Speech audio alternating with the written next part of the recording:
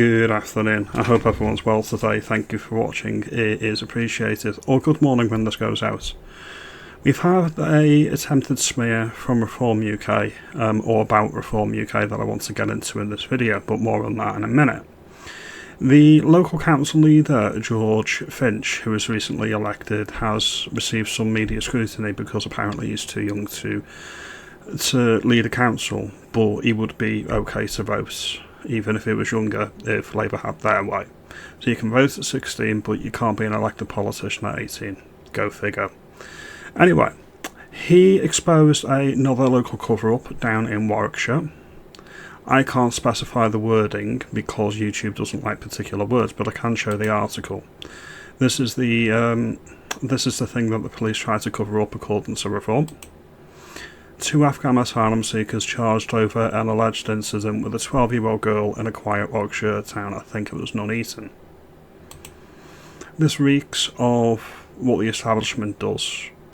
They don't release details, they downplay anything specific because they don't want to anger community tensions. Let's just say those community tensions wouldn't be there if these people weren't in the country. They have no right to be in the country. They're from a vastly different culture to ours. They're not going to assimilate, and they're going to exploit our good nature. We are a weak nation and we need to be stronger in this England, in this realm, in this United Kingdom. Now, what the press actually came out with, if you didn't read the actual detail of the article and you just went with the headline, this is what they posted. This was the article that they posted in the Telegraph. Reform boss 19 in challenge over grape case. Think about that. If you just read that headline, Reform boss 19 in challenge over graping case, what would you think? What would you think? You'd think that he was implicated and he was sublime. That's what you would think. And many people in the press know this. Many people in the press know that you don't actually read the detail of the article. You'll just skim the headline. You'll think, Reform, grape, bad news. We're not going to go near that. And the actual further information in the article doesn't bode too well either. If you look at this here, George Finch risks contempt of court over his remark about an alleged attack on a 12-year-old girl. That would sound like he's the villain of the piece. That would make it sound like it's his fault, that he's doing something wrong here. No, he's not. He's doing exactly what my Reform MP is doing up in Runcorn and what other Reform councils are doing around the country. They're putting the cat among the proverbial pigeons, and the proverbial pigeons don't like it. They're used to a top-down approach with their local councils from the MPs and the ruling party in power. And basically, when you get a change of government from Tories to Labour or Labour to Tories, it's merely handing over the baton, because the permanent secretaries for each of the government departments stay in post. They make all of the decisions. So they don't like it when you've got a council in the northeast and they're refusing asylum hotels. And they don't like it when you've got Reform councillors down in the Midlands, such as this guy down in Warwickshire, that is not towing the party line, the establishment way of doing things. They don't like it. They do not like change, and they do not like a challenger to the way that they do things.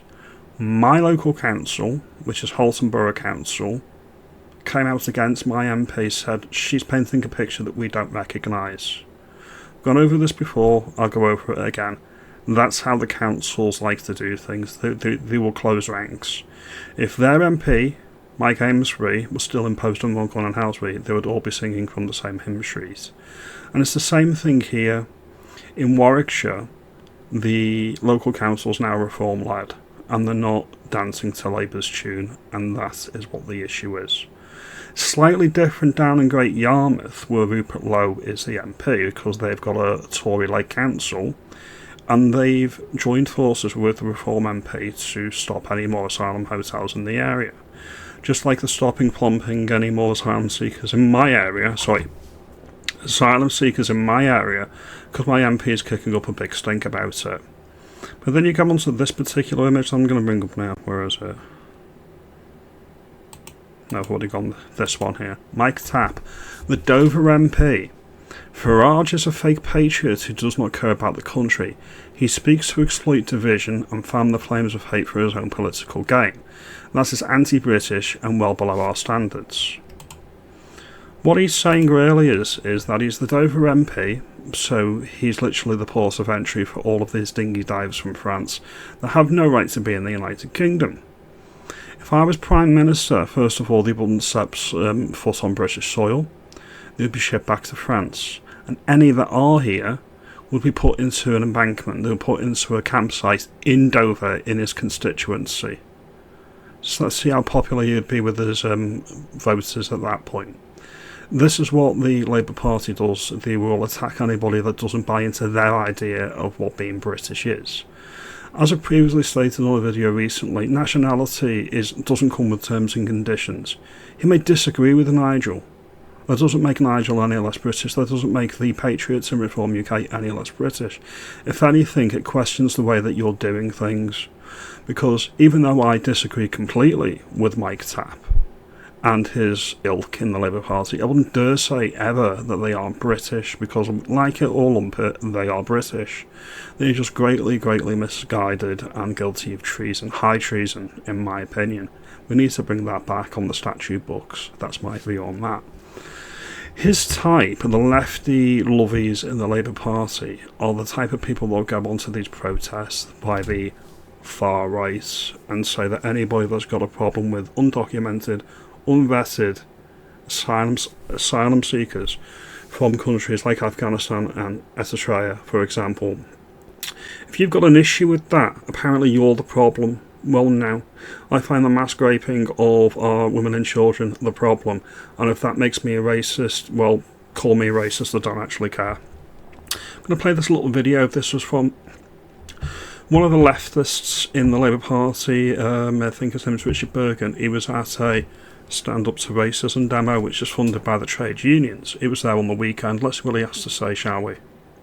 Far right don't have a single answer to the problems that working class people in our country face.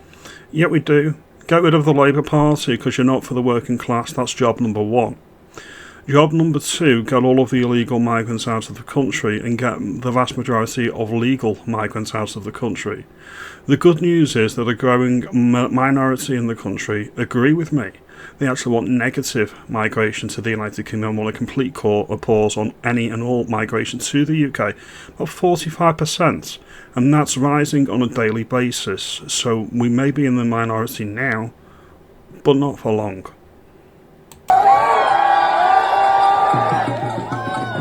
There's not a single policy from the far right that will build a single council house.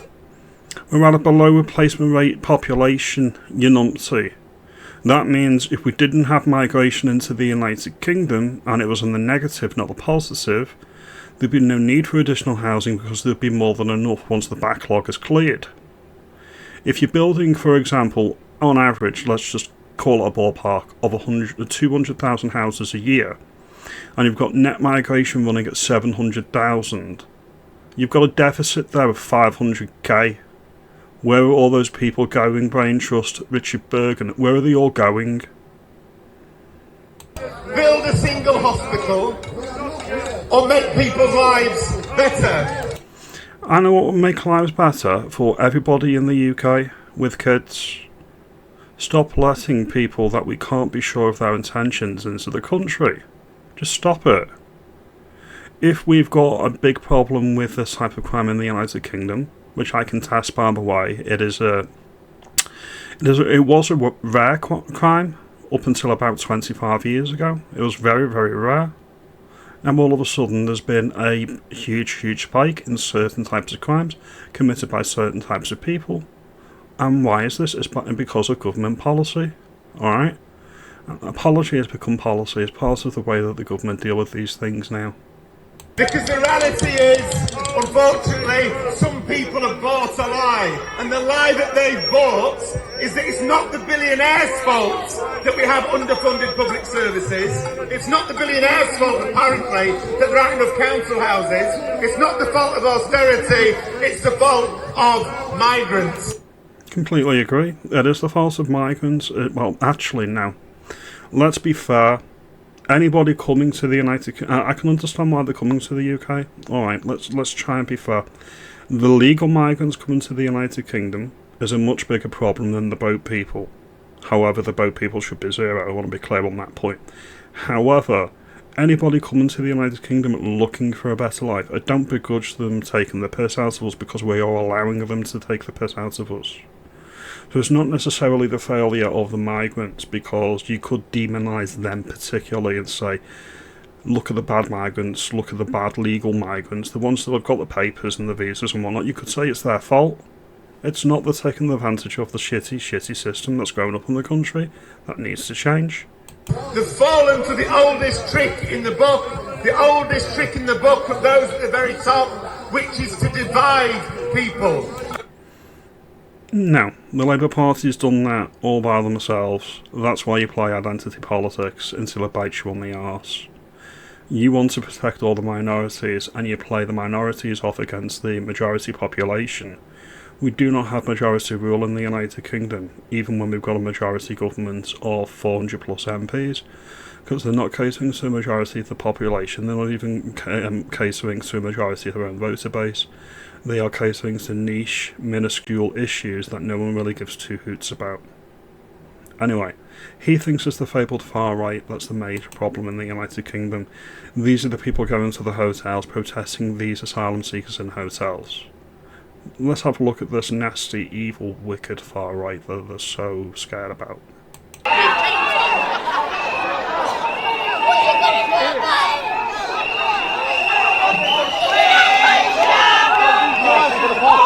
Tell us the truth. You've lied to us every single day. So now we're not going to listen to you. You may as well leave. You may as well leave. No one here is going to listen to you. Leave. Utterly terrifying, are they? All those nasty, wicked, evil far right people blocking up the road, wearing pink, saying we shall not be moved. Utterly terrifying. Lock them up for 10 years on terrorism charges. That is a joke, by the way, Keir Starmer. I'm not giving you an invitation to do that. Let's just be clear on that point. That's fine. I'm kindly asking if you can. I'm kindly telling you no. Just to proceed. No, John. Turn them round. Tell them you shut the road. Don't ever talk shit. You shut the fucking road. So shut the road. Shut the road. They're not moving.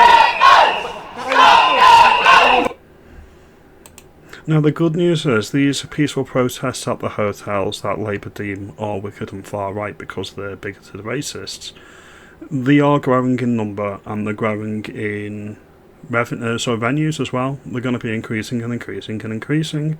And this is only a positive. This is a great thing. This is a brilliant thing because this is grassroots and locally led, which is what it needs to be. Reform are making the right moves on a local level. You can look at Reform too, as you can look at the macro, which is the broader picture that they're painting, which many people have issues with. Look at the micro level, okay, what they're doing in local councils. They're getting rid of the DEI nonsense, they're saving a fortune, they're managing to stop new migrant hotels being opened in the area. All of this is positive. This is what they should be doing, and more power to them. More power to me because I'm a Reform voter as well. This is what we need all over the country. Yes, there is miles to go. Yes, I have major criticisms of the leadership. Show me the alternative. At the moment, there is no alternative. That can change. It can change on a dime. A week is a long time in politics.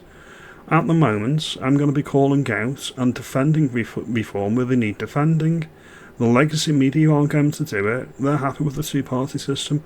Always remember who the real enemy is. This is what I'll say all the time.